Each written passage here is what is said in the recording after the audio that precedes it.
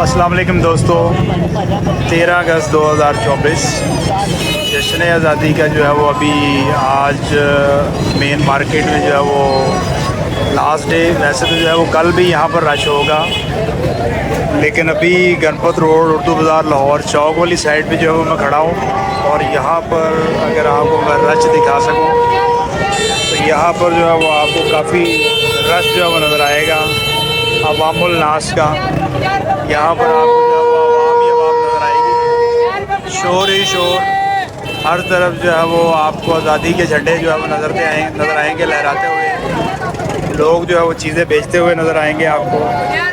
मुख्तलिफ हर जो है वो बंदे ने कोई ना कोई चीज़ जो है वो आज़ादी के हवाले से जो है वो लगा रखी है। अगर मैं आपको दिखा सकूँ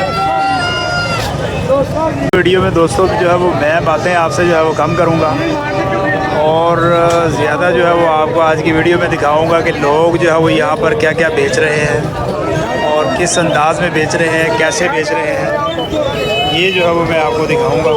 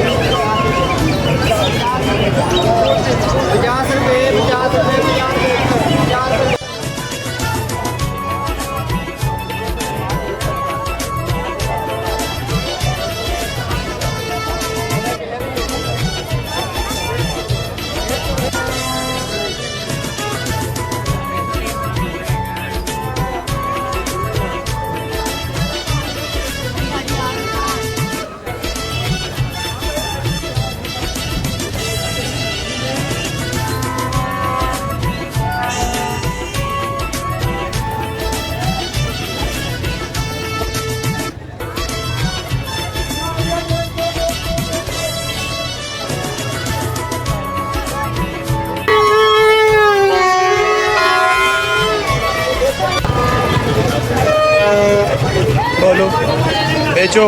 150 आ गया 150 पट्टी 10 रुपये 10 रुपये।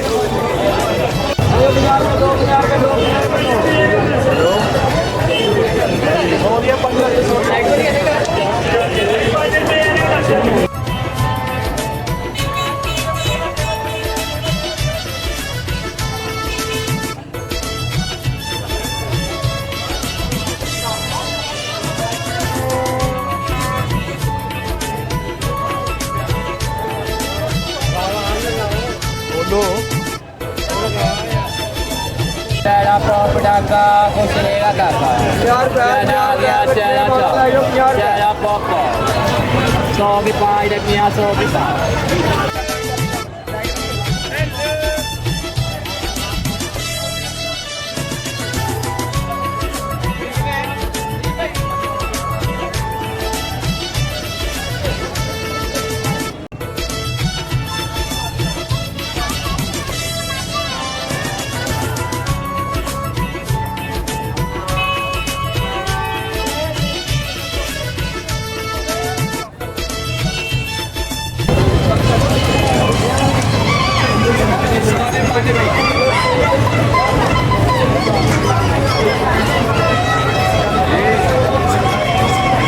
अब बोलो तो सही यार कि कितने का बेच रहे हो? 150 के दो।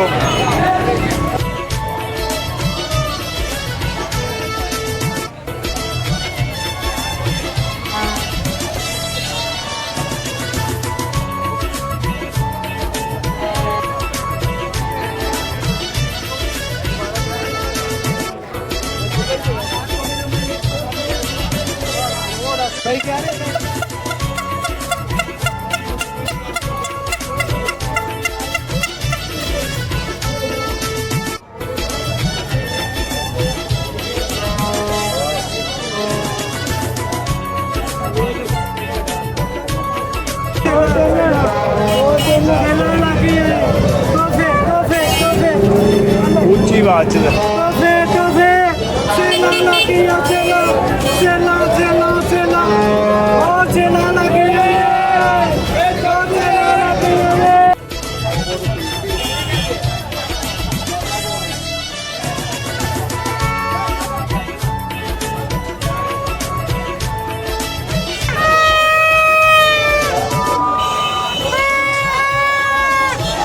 इधर जाऊंगा।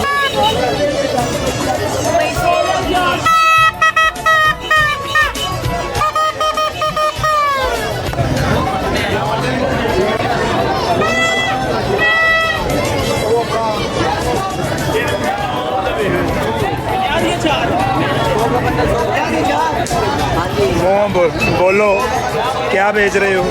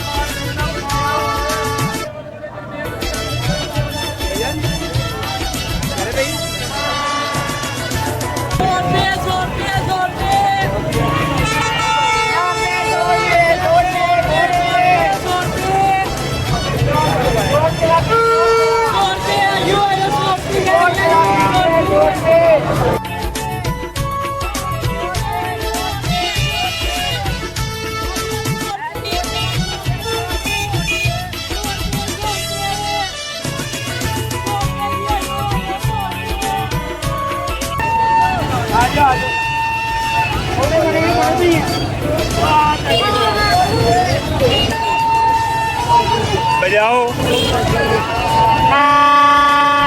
हाँ जी 100 रुपये 100 रुपये 100 रुपये आयो 100 रुपये आयो 100 रुपये आयो 100 रुपये 100 रुपये 100 रुपये 100 रुपये चल 16 चारे चारे चारे अल्लाह या 16 चारे चलाने लगे अंदर अंदर 16 चारे चला अल्लाह या 16 चारे चलो चलो होगा जो